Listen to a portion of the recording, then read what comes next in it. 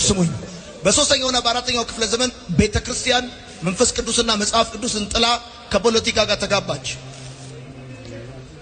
በ16ኛው ክፍለ ዘመን ከረጅም ዝምታ በኋላ እነ ማርቲን ሉተርና እነ ጆን ካልቪን ቃሉን ሲያነሱ መንፈሱን ግን አልነኩትም፣ ተውት። ከዛ በፊት በ1904 በእንግሊዝ ዌልስ ውስጥ የነበረ ሪቫይቫል ነበር። እነ ጆን ዌስሊ ወጣት ልጅ ነው እየሰበከ ብዙ ሰዎች በመንፈስ ቅዱስ ይሞሉ ነበር። ግን እሺ አልቅበት እዚህ ጋር ነው ወዳጃችን የተናገረው ነገር ሰምታችኋልና ትንሽ ነገር ብቻ ልበላችሁ። ሶስተኛውና አራተኛው ክፍለ ዘመን ላይ ቤተክርስቲያን የእግዚአብሔርን ቃልና የእግዚአብሔር መንፈስ ጥላ ከፖለቲካ ጋር ተጋባች አለ። which means የእግዚአብሔርን ቃልም የእግዚአብሔርን መንፈስንም አጣችሁ ማለት ነው። ስለዛ ሞተሽ ማለት ነው፣ ጠፋች። ቤተክርስቲያን እንደ ቤተክርስቲያን አስቡት። የኢየሱስ ቤተክርስቲያን የእግዚአብሔርን ቃል የእግዚአብሔርን መንፈስ አጣች ማለት በቃ በራሷ ህይወት ሊኖራት አይችልም። እንዲህ ብሎ መናገር በነገራችን ላይ በተዘዋዋሪ ጌታችን ክርስቶስ ኢየሱስን ቀጥታ መሳደብ ነው። በነገራችን ላይ እንዴት መሰላችሁ? ቤተክርስቲያን ሙሽራይቱ ናት፣ ክርስቶስ ደግሞ ሙሽራው ነው። ሙሽራይቱ ጠፍታ ታውቃለች ብሎ መናገር ማለት ሙሽራው መጠበቅ ተስኖት ነበረ ቤተክርስቲያን እንደማለት ነው። በመጽሐፍ ቅዱሳችን ላይ ሙሽራው ክርስቶስ ኢየሱስ ቤተክርስቲያን እንደሚጠብቃት የሚያሳዩ በጣም በርካታ የመጽሐፍ ቅዱስ ክፍሎች አሉ። እንደሚታወቀው ለምሳሌ ቤተክርስቲያንን የገሃነም ደጆች አይችሏትም ብሏል። ስለዛ ልጠፋ አትችልም። እንዳልኳችሁ የእግዚአብሔርም ቃልም የእግዚአብሔር መንፈስም ከሌላት በራሱ ህይወት ሊኖራት ስለማይችል ሞታለች ስለሚያስብል ማለት ነው። ሌላው ሲቀጥል ጌታችን ኢየሱስ ቃል ገብቷል። ማቴዎስ ወንጌል ምዕራፍ 28 ቁጥር 19 ላይ እነሆ እኔ እስከ ዓለም ፍጻሜ ድረስ ሁል ጊዜ ከእናንተ ጋር ነኝ ብሏል። መች? ሁል ጊዜ። የሆነ ሰዓት ላይ ብቅ ብቅ እያልኩኝ አያችኋለሁ አይደለም። ሁል ጊዜ ከእናንተ ጋር ነኝ።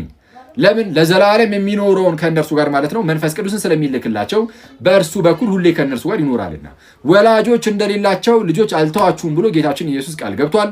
ይህ ለሐዋርያት ብቻ ሳይሆን ለእኛም ይሰራል።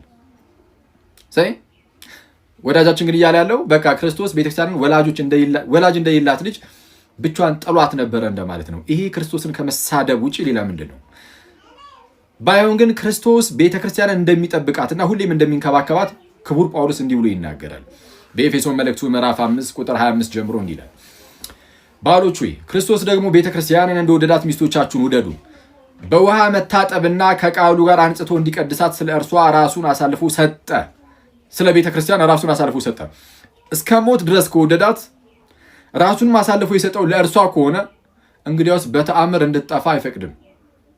ቀጠል አድርጎ እንደዚህ ይላል፣ እድፈት ወይም የፊት መጨማደድ ወይም እንዲህ ያለ ነገር ሳይሆንባት ቅድስትና ያለ ነውር ትሆን ዘንድ ክብርት የሆነችን ቤተክርስቲያን ለራሱ እንዲያቀርብ ፈለገ ይላል።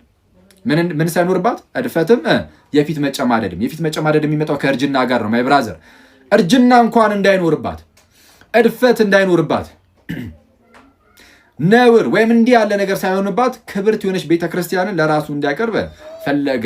ስለዛ ቤተክርስቲያን ይህን ነገር አጥልም። ሲቀጥል ግን 16ኛው ክፍለ ዘመን ላይ እነ ማርቲን ሉተር እነ ጆን ካልቪን መጥተው ቃሉን አነሱ፣ መንፈሱን ተውታል። መንፈሱን ትተውታል። ስለዚህ የእግዚአብሔር መንፈስ ገና አላገኙትም። እነሱም እነ ጆን ካልቪን እነ ማርቲን ሉተር ራሱ ፕሮቴስታንቲዝም ከተጀመረ በኋላ ማለት ነው። ቃሉን አነሱ። የእግዚአብሔር መንፈስ ካላነሱት which means በቃ እነ ማርቲን ሉተር እና ጆን ካልቪን የእግዚአብሔር ሰዎች አልነበሩም። እንደው ዝም ብሎ ብቻ እንደዚህ የሚመራመሩ ምናምን ከዛን አጋጣሚ እንደው እውነታው ላይ ደርሰው ነው ያስብላል።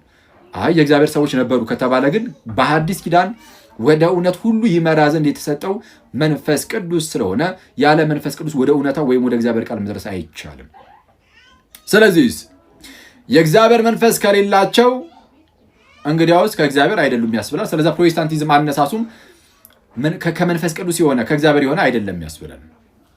ለ400 ዓመት ሙሉ በዚሁ መልኩን የቀጠለው ፕሮቴስታንት ደግሞ በጣም ያስገረመው አሁን እሱ የሚለው አሁን መንፈሱን ማገኘን የሚለው መቼ ነው? የዛሬ 100 ዓመት አካባቢ ያው እሱ ጴንጤ ውስጥ አይደል ያለው የተለያዩ መናፍስት ምናምን አሰራሮች ምናምን ያሉበት ዲኖሚኔሽን ነውና እሱ አሁን የጀመረበትን ወደ አሜሪካን ሀገር አካባቢ የተጀመረውን ነገር ይዞ እሱ ነው በቃ ያኔ ነው የእግዚአብሔር መንፈስ የመጣው እያለ ነው። ለ1900 ዓመት አካባቢ ሙሉ ያልነበረ መንፈስ ቅዱስ የዛሬ 100 ዓመት ማይ ብራዘር ከየትም ሊመጣ አይችልም። ይህንን መንፈስ ጠርጥረው መርምረው መንፈስን ሁሉ አትመኑ። ነገር ግን መናፍስ ከእግዚአብሔር ሆነው እንደሆነ መርምሩ። መንፈስ ከእግዚአብሔር ሆነው እንደሆነ መርምሩ። ይቆየን።